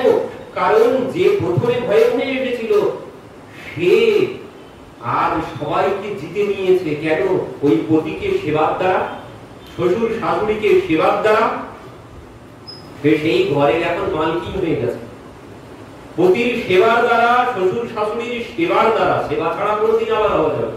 এই পথ পেতে গেলে আগে সেবা চাই, সেবা ছাড়া কোনোদিন সম্ভব নয়। এখনকার দিনে তো আর কেউ আর পতি পত্নীর সেবা, শ্বশুর শাশুড়ির সেবা না, এখন শুধু মোবাইলের সেবা, এখন শুধু মোবাইলের সেবা। এখন আর পতিরও সেবা নেই, পত্নীরও সেবা নেই। তুই বললেন এই যে পতিকে যে আমি নিজের অধীন করব, নিজের বশে আনবো, তার জন্য তার সেবা করতে হবে। পতির যদি সেবা না করি তাহলে পতি আমার বশে আসবে না। তো এই জন্য বলছেন সেই পত্নী পতিব্রতা রমণী, সে তার পতির সেবা, শ্বশুর শাশুড়ির সেবার দ্বারা সে এখন ঘরের মালকিন হয়ে গেছে। সবাই এখন তার ভয় পায়, তার স্বামীও তার ভয় পায়। তো ঠিক সেইভাবে আমিও জগৎপতি, আমাকেও সেবার দ্বারা আমার ভক্ত অধীন করে ফেলেছে। আমিও ভক্তের কাছে পরাধীন হয়ে গেছি, আমার কিছু করার নেই। দুর্বাসা ঋষি বলছেন, সে কি করবো? তুমি যে বলেছো যে তোমার শরণাগত হয়, তুমি তার সমস্ত দায়ভার গ্রহণ করো। তো আমি তো তোমার শরণাগত হলাম, তো তোমার কথা কি মিথ্যা হয়ে যাবে নাকি? তোমার কথা কি মিথ্যা হয়ে যাবে? অনন্যর চিন্তায় তোমাম ইয়ে জনাবর্জুপাসতে দেশাম নিত্যাভিযুক্তানাম যোগস্যেমম বহামঃ। যে তোমার অনন্য ভক্ত, যে তোমার শরণাগত, তুমি তার যোগ্য সেবন সব বহন করো। তো আমি তো তোমার শরণাগত হলাম, তুমি কি রক্ষা করবে না? ভগবান বলছেন আমি পারবো না। কেন? বলছে তুমি এসেছো কিভাবে? আমি আমার কথাও রাখতে পারবো না এখানে। কেন পারবো না? বলছে তুমি আমার ভক্তের চরণে অপরাধ করে এসেছো, আমার ভক্তের চরণে অপরাধ করে এসেছো, এই জন্য আমি আমার কথা রাখতে পারছি না। আর এর মতো অপরাধ আর নেই জগতে। ভক্তের চরণে যদি অপরাধ হয়ে যায়, ভগবানও কোনোদিন ক্ষমা করবেন না। তুলসীদাস বলছেন, जो अपराध भक्त पर करई राम रोष पादक शोध जरई। বলছেন যদি কেউ ভক্তের চরণে অপরাধ করে, ভগবানের ক্রোধ অগ্নিতে এসে পুড়ে ছাই হয়ে যাবে, ভস্ম হয়ে যাবে। যদি কেউ ভক্তের চরণে অপরাধ করে, এই জন্য ভগবান বললেন আমার কোনো কিছু করার নেই। ভক্তের চরণে অপরাধ করলে কাউকে তিনি ক্ষমা করেন না। তাই সে নিজের ভাই হোক আর নিজের পত্নী হোক, নিজের ভাই লক্ষ্মণকেও তিনি ক্ষমা করলেন না। সবরী মাতা যখন সেই ফলগুলো দিয়েছিল, প্রভু বললেন নাও লক্ষ্মণ ধরো। কিন্তু লক্ষ্মণজি কি করছে? লক্ষ্মণজি বলছেন দাদা, প্রভু রামচন্দ্র বলছেন লক্ষ্মণ খেয়ে দেখো কি সুস্বাদু ফল, এমন সুস্বাদু ফল আমি আগে কোনোদিন ভোজন করিনি। লক্ষ্মণ খেয়ে দেখো, লক্ষ্মণ খেয়ে দেখো। লক্ষ্মণজি কি বলছেন? দাদা তোমার মাথা খারাপ হতে পারে, আমার তো আর মাথা খারাপ হয়নি। এই ফলগুলো সব খেয়ে দেখে তারপরে দিচ্ছে তোমাকে। এই ফলগুলো সব খেয়েছে, এটো ফল তোমাকে দিচ্ছে, আমি খেতে পারবো না, তুমি খাও। আমি খাবো না, তো সেই ফল তিনি ফেলে দিলেন। খাও, সেই ফল ফেলে দিলেন। তো এই হয়ে গেল ভক্তের চরণে অপরাধ। না হলে ভগবানের ভাই তার কোনদিন শক্তিশীল হতে পারে? তার কোনদিন শক্তিশীল হতে পারে? শক্তিশীল হলো কেন? এই ভক্তের চরণে অপরাধের জন্য। সেই ওই ফল থেকেই হলো বিশল্যকরণী, মৃত সঞ্জীবনী। সেই ফল থেকে বৃক্ষ হলো, সেই বৃক্ষের পাতার রস। ফল তো কপালে জুটলো না, পাতার রস খাওয়া। ফল অবজ্ঞা করেছো, পাতার রস খেতে হবে। ফল অবজ্ঞা করলে পাতার রসই খেতে হবে। প্রথমে ফল দিয়েছিলাম, ফল তুমি গ্রহণ করোনি, আর তার জন্য এই শক্তিশীল এই যন্ত্রণা তোমাকে ভোগ করতে হলো। এর পরবর্তীতে ওই পাতার রস, ফল অবজ্ঞা করেছো, তার জন্য পাতার রস খাও। ছাড় নেই, নিজের ভাই হলো। তো এই এর পরবর্তীতে বলছেন সীতা দেবীর ক্ষেত্রে, সীতা দেবীর ক্ষেত্রে ওই একই ভক্ত অপরাধ হয়েছে। না হলে ভগবানের পত্নীকে কেউ হরণ করতে পারে? রাবণ এত শক্তি পায় কোথা থেকে? রাবণ এত শক্তি পায় কোথা থেকে? ভগবানের পত্নীকে হরণ করা যা তা ব্যাপার নয়। রাজার ঘরে চুরি করা যেমন তেমন ব্যাপার নয়। তো ভগবানের পত্নীকে হরণ করেছে রাবণ। সম্ভব কি করে হলো? সম্ভব হচ্ছে ওই ভক্ত চরণে সীতা দেবী অপরাধ করে বসে আছেন, তার জন্য রাবণ হরণ করেছে।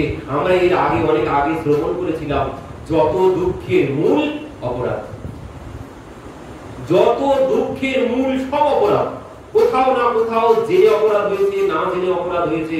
যা কিছু রোগ ভোগ শোক দুঃখ যা কিছু হচ্ছে সব অপরাধ ছাড়া কোনো দুঃখ কেউ পেতে পারে না। সমস্ত রোগের গোড়া হচ্ছে অপরাধ।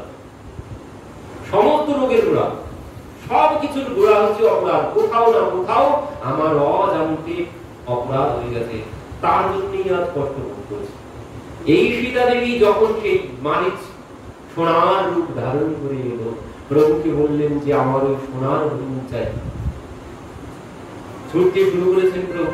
এবার যেই ছুটতে শুরু করেছেন, কিছু দূর গিয়েই মারিচ প্রভুর গলা নকল করে প্রাণের ভাই লক্ষ্মণ রক্ষা করো, প্রাণ যায় বলে যেই ডাক দিয়েছেন, সীতা দেবী ভাবছেন তাহলে আমার প্রভু বিপদে পড়েছেন। লক্ষ্মণ তাড়াতাড়ি যাও, তাড়াতাড়ি যাও। কি হয়েছে দেবী? কেন তুমি শুনতে পাচ্ছ না তোমার দাদার কণ্ঠস্বর? তোমার দাদার কণ্ঠস্বর তুমি শুনতে পাচ্ছ না? লক্ষ্মণজি বলছেন, না দেবী, ও আমার দাদার কণ্ঠস্বর হতে পারে না। পুনরায় আবার বলে উঠেছেন, প্রাণের ভাই লক্ষ্মণ রক্ষা করো, প্রাণ যায়। ওই দেখো, শুনতে পাচ্ছ না? তোমার দাদা বিপদে পড়েছে। না দেবী, আমার দাদা বিপদে পড়তে পারে না। আমার দাদা এইভাবে কোনদিন আত্মনাদ করতে পারে না। তখন সীতা দেবী বলছেন, ও বুঝেছি, তোমার মনোবাসনা আমি বুঝতে পেরেছি। তুমি আমাকে ভোগ করতে চাও, আমাকে পেতে চাও। অনেক কথা বলেছিলেন। আর এই হয়ে গেল লক্ষ্মণজির চরণে অপরাধ। যেতে তো চাইছিলেন না, বাধ্য হয়ে এই কটু কথার জন্য তিনি যেতে বাধ্য হলেন। যাওয়ার সময় গণ্ডিও দিয়ে গিয়েছিলেন, কিন্তু সে গণ্ডিও তিনি পার করে গেলেন। কেন? ওই অপরাধ হয়ে গেল ভক্ত চরণে। এবার রাবণ এসে নিয়ে যেতে পারলেন না, হলে রাবণ স্পর্শ করে কোনদিন সম্ভব নয়। তো এবার কি হলো? যখন সেই এর প্রমাণ কোথা থেকে হলো? সীতা দেবী নিজেই স্বীকার করেছেন। নিজে যখন স্বীকার করেছেন, এবার যখন হনুমানকে পাঠিয়েছেন, প্রভু যখন হনুমানকে পাঠিয়েছেন, হনুমান তো চারিদিকে লঙ্কা খুঁজে খুঁজে খুঁজে খুঁজে অশোক বাটিকার মধ্যে গিয়ে মাকে পেয়েছেন। এই বলছেন, মা আপনি এখানে বসে আছেন, প্রভু আপনার জন্য কত জায়গা খুঁজেছে, প্রভু আপনাকে কত স্থান খুঁজেছে আপনাকে খুঁজে পাওয়ার জন্য, আর আপনি এখানে বসে আছেন। তখন সীতা দেবী কি বলছেন? সীতা দেবী বলছে, হনুমান তোমার প্রভু সব জানে, আমি যে এখানে বসে আছি তোমার প্রভু সব জানে। তাহলে এত কিছু বলছে, এত কিছু সব নাটক সব আমার জন্যই হয়েছে, এত কিছু সব আমার জন্যই হয়েছে। আমি তো এই দুঃখের কারণ সব আমি। তখন বলছেন যে, হনুমান আমি অপরাধ করে ফেলেছি ভক্তের চরণে, আমার দেবরের চরণে আমি অপরাধ করেছি। তো হনুমান তুমি যাও, তুমি আমার হয়ে গিয়ে আমার দেবরের চরণে ক্ষমা চাই। কি বলছেন?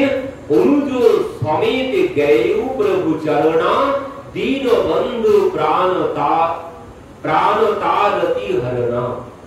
বলছেন যখন হনুমানজি ফিরে এসেছেন, হনুমানজি ফিরেই আসতে প্রভু জিজ্ঞাসা করেছেন, হনুমান বলো তোমার মা কি বলেছে? আর কিন্তু জিজ্ঞাসা করেননি যে তোমার মাকে খুঁজে পেয়েছো কিনা, আর জিজ্ঞাসা করেননি প্রভু। হনুমানজি বলছেন, প্রভু মা কি বলেছে? প্রভু বলছেন, তোমার মা কি বলেছে? জিজ্ঞাসা করা তো উচিত ছিল, তোমার মাকে তুমি খুঁজে পেয়েছো, কোথায় আছে, কিভাবে আছে, এটাই তো জিজ্ঞাসা করা উচিত ছিল। কিন্তু না, এইসব কোনো কথা জিজ্ঞাসা করেনি।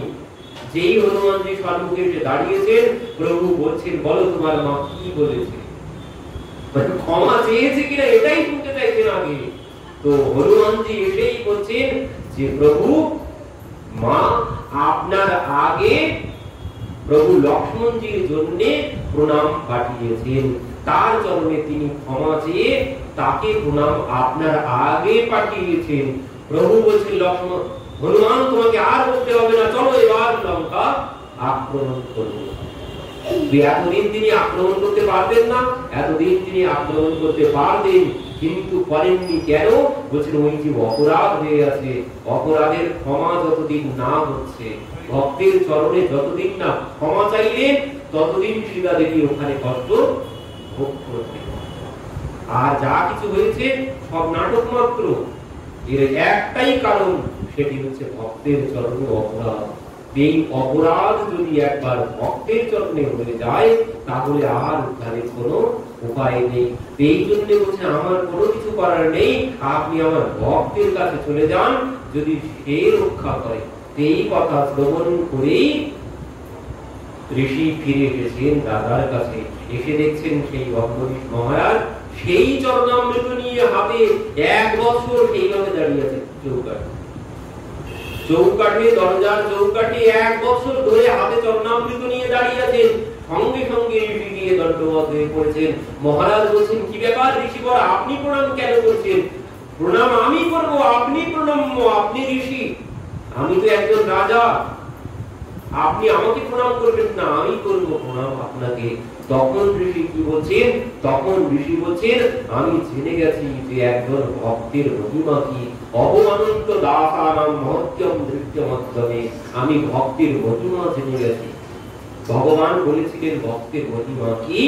ভক্তের মহিমা হচ্ছে সাধক সাধুঃ হৃদয়ম মহং সাধুনাম হৃদয়ম তমঃ মদন্যতেন জানন্তি তেজ্যমনাগতি। এই হচ্ছে ভক্তের মহিমা। ভক্তের মহিমা কি? বলছেন সাধুঃ হৃদয়ম মহং, আমি ভক্তের হৃদয়ে যেমন আমি বসে থাকি, ভক্তের হৃদয়ে যেমন আমি বসে থাকি, আমার হৃদয়ে ওইভাবে ভগবান বসে থাকে। এই হচ্ছে ভক্তের মহিমা। স্বয়ং ভগবান নিজে মুখে বলেছেন। তো এই জন্য পরবর্তীতে অম্বরীশ মহারাজ বলছেন, যদি নো ভগবান প্রীত এক সর্বগুণাশ্রয়ঃ সর্বভূত আত্মভাবেন বীজ ভবতু বিচ্ছর। প্রভু, তুমি যদি প্রসন্ন হও আমার সেবায়, তাহলে তুমি তোমার চক্র সম্বরণ করো। এই কথা যেই বলেছেন, সঙ্গে সঙ্গে সুদর্শন অদৃশ্য হয়ে গেছে। তো এই হচ্ছে ভগবান ভক্তের কাছে পরাধীন কখন হন? এই সেবার দ্বারা। এই সেবার দ্বারা কি কিভাবে ভগবান পরাধীন হয়ে গেছেন? সবই মন কৃষ্ণ পাদার হৃদয় বাচাংশী বৈকুণ্ঠ গুণানুবর্ণনে। সবই মন মানে সম্পূর্ণ মনটা ভগবানের চরণে দিয়ে দিয়েছে। ওই যে ভগবান বলেছিলেন যে অর্জুন, আমার আর কোনো কিছু চাওয়ার নেই, শুধুমাত্র তুমি তোমার মনটাকে তুমি আমার কাছে আমাকে দাও, আমার আর অন্য কোনো কিছু চাওয়া নেই। তো ওই মন, ভগবান কোনো কিছু চান না, ভগবানের চাওয়া হচ্ছে শুধুমাত্র মন। তো তিনি যদি কেউ তাকে মন দিতে পারে, ভগবান তার কাছে অধীন হয়ে যান। আর কি বলছেন? বাচাংশী বৈকুণ্ঠ গুণানুবর্ণনে, সর্বক্ষণ ওই শ্রবণ কীর্তনের মধ্যে তার সময় কাটে। আর ওই ভগবানের মন্দির মার্জনা, ভগবানের সেবা কর্মের দ্বারা তার সেবা সময় কাটে। তো বলছেন, এই যে সেবা, এই যে শ্রবণ, এ কখন হবে? এতে সুখ কখন পাবো? যতক্ষণ না শুদ্ধ ভক্তি লাভ হচ্ছে। এতেই বললেন শ্রবণের দ্বারাই ভগবানের সেবা হয়ে যাবে, কীর্তনের দ্বারাই ভগবানের সেবা হয়ে যাবে। যখন শুদ্ধ ভক্তি লাভ করব, যে যখন শুদ্ধ ভক্তি লাভ হয়ে যাবে, তখন বলছে ওই যে ভগবানকে লাভ করলে যেমন আর কামনা থাকলে যখন আর ইচ্ছা হবে না সেবা করতে, কামনা থাকলে সেবা করতে আর ইচ্ছা হবে না, পঞ্চপ্রকারের মুক্তি যখন পেয়ে যাব আর ইচ্ছা হবে না। কিন্তু বলছেন যদি কেউ ভক্তি লাভ করে, তখন কি হবে? তখন তার এই সেবা, এই শ্রবণ কীর্তন ভগবানের সেবা উত্তর উত্তর শুধু বাড়তেই থাকবে, বাড়তেই থাকবে, বাড়তেই থাকবে, মন ভরবে না। তখন আর তার মন ভরবে না, ভগবানের সেবা করেও মন ভরবে না, কথা শ্রবণ করেও মন ভরবে না, কীর্তন করেও আর কোনো মন ভরবে না, যখন শুদ্ধ ভক্তি লাভ করবে। এই জন্য মহাপ্রভু বললেন, রাজ্য আগে কতবার তো রায় কয়বার বলছেন কৃষ্ণে পরমার্পণ, স্বধর্মের পরে বলেছেন কৃষ্ণে পরমার্পণ। কারণ ভগবান বলেই রেখেছেন যে তোমার সমস্ত কর্ম তুমি আমাকে অর্পণ করো। কি বলছেন? ইয়ৎ করোষি যদস্নাসি যজ্জোষি দদাসি যৎ তপস্বী কৌন্তেয় তৎ পুরুষে মদার্পণম। অর্জুন, তুমি যা কিছু করো, যা কিছু করো, সব তুমি আমাকে অর্পণ করো।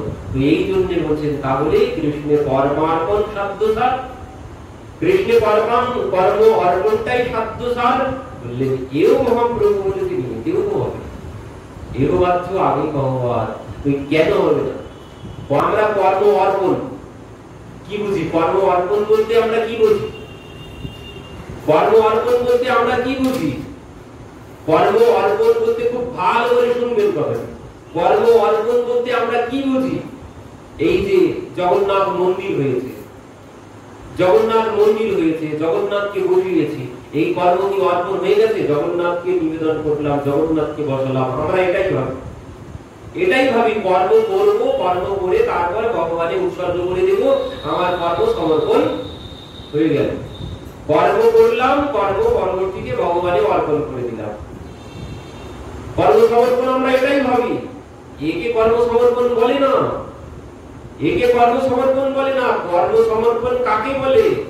কর্মই হচ্ছে বন্ধনের মূল। আমি যদি কর্মের ফল, ভগবান গীতায় বলেছেন অর্জুন কর্ম ফলের আশা ত্যাগ করো, কর্ম করে যাও, ফলের আশা ত্যাগ করো, কর্ম সব আমাকে অর্পণ করো। তো কর্ম অর্পণ কি করে হয়? আমরা ভাবি কর্ম করবো তারপর ভগবানে কর্ম অর্পণ করবো, কোনদিন ওই কর্ম অর্পণ হয় না। কর্ম কখন অর্পণ হয়? কর্ম অর্পণ হয় কর্ম করার আগে অর্পণ করতে হবে। তো এবার বলবেন তাহলে কর্ম যদি আমি নাই করি, কর্ম করার আগে কর্ম কি করে অর্পণ করব? প্রশ্ন হবে। বলছেন যে কর্ম অর্পণ কখন হবে? কর্ম করার আগে কর্ম অর্পণ করতে হবে। কর্ম করে ভগবানে অর্পণ। মন্দির বানালাম, আমি গেলাম জগন্নাথ দর্শন করতে, আমাকে মন্দিরে প্রবেশ করতে দিল না, আমাকে মন্দিরে প্রবেশ করতে দিল না, আমি কে জেনে না, আমিও মন্দির বানিয়ে ফেলি। তো ফেললাম মন্দির বানিয়ে, আমিও মন্দির বানিয়ে ফেললাম, সেখানে জগন্নাথ বসিয়ে ফেললাম। তো কি কর্ম অর্পণ হয়ে গেল নাকি? এ কি দিয়ে অর্পণ করেছি? এই মন্দির আমি কিভাবে তৈরি করেছি? অপমানের জন্য, আমার শক্তি দেখানোর জন্য? আমাকে মন্দিরে প্রবেশ করতে দেয়নি, আমি মন্দির বানাবো। তো মন্দির বানিয়েছি কি জন্য বানিয়েছি? নিজের শক্তি দেখানোর জন্য। আমাকে প্রবেশ করতে দেয়নি তার জন্য। প্রতিশোধের বাসনা ছিল, নিজের শক্তি দেখানোর বাসনা ছিল, তো এই জন্য আমি তৈরি করেছি। করে পরবর্তীতে জগন্নাথকে বসিয়েছি, জগন্নাথকে অর্পণ করেছি। এই কর্ম কোনোদিন ভগবানে অর্পণ হয় না, এ কোনোদিন ভগবানে অর্পণ হবে না। এইভাবে কর্ম করলে কোনোদিন কর্ম ভগবানে অর্পণ হয় না। এই কর্মের ফল সব আমাকেই ভোগ করতে হবে। ভালো বলুন আর খারাপ বলুন, সব কর্মের ফল আমাকে ভোগ করতে হবে। আর ভালোটাও বন্ধন, মানে লোহার শিকলে বাঁধা আর সোনার শিকলে বাঁধলে কি সেটা বন্ধন নয়? আমাকে যদি লোহার শিকল না দিয়ে সোনার মোটা শিকল দিয়ে যদি কেউ বাঁধে, তো সেটা কি বন্ধন মনে করবো না?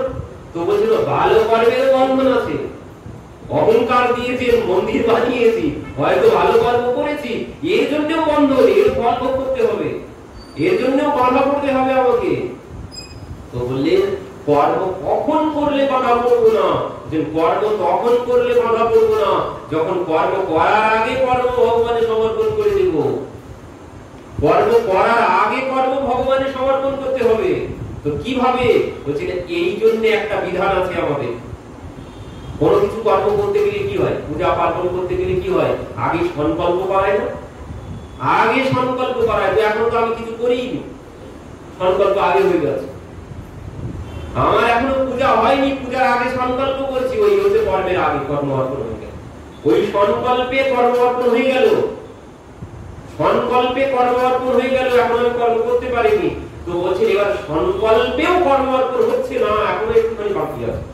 কি বলছেন? এবার সংকল্প তো করলাম, করার পরে যে কর্ম করব, সেই কর্ম করার সময় আমার ভিতরটা কেমন হবে? আমার ভিতরটা হবে তিনি প্রভু, আমি তার দাস। কারণ জীবের স্বরূপ হয় নিত্য কৃষ্ণ দাস। তো আমি তার দাস, মানে আমি তার চাকর। আর চাকর কোনোদিন নিজের ইচ্ছায় কোনো কর্ম করতে পারে না।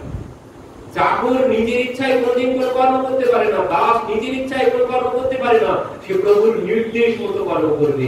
তো ভগবানকে প্রভুর আসনে বসাতে হবে, নিজেকে দাসের আসনে বসাতে হবে, বসিয়ে কর্ম করতে হবে। প্রভু তোমার ইচ্ছায় যা কিছু করব, তুমি যেভাবে করাবে আমি সেইভাবে করব, এতে আমার কোনো হাত নেই। তুমি সব করিয়ে নিও, তুমি যেভাবে করাবে আমি সেইভাবে করব। এর নাম কর্ম সমর্পণ। আর আমি করলাম, আমাকে চেনে না, আমিও মন্দির করব, এ কর্ম সমর্পণ নয়। আগে কর্ম করে কর্ম কোনদিন দ্বিতীয় ধাপে সমর্পণ করা যায় না। তো আগে সমর্পণ করে তারপরে নিজেকেও সমর্পণ করতে হবে, ভগবানের চরণে নিজেকে সমর্পণ করতে হবে, কর্মটাও ভগবানের চরণে সমর্পণ করতে হবে, করে কর্ম করতে হবে। তাহলে সেই কর্ম ভগবানে অর্পণ হবে। তো এও বাধ্য বলেছেন। কেন বলছেন? এও কর্ম অর্পণ কেন করলাম? ওই বন্ধন, ভালো বলুন আর খারাপ বলুন, সব কর্মে বন্ধন আছে। তুই এই জন্য বললেন ও তো কামনা আছে, এর মধ্যেও তো কামনা আছে, আর এটাই তো লক্ষ্য নয়। কারণ লক্ষ্য হচ্ছে অন্যাভিলাষিতা শূন্য, কোনো অভিলাষ থাকবে না। কর্ম যে অর্পণ করছি এর মধ্যে অভিলাষ আছে, আমি ওই কর্মের ফল মানে বন্ধন ভোগ করতে চাই না, তাই আমি কর্ম অর্পণ করেছি। এই জন্য মহাপ্রভু বলে মেঘবাচ্য আমি কহবাদ।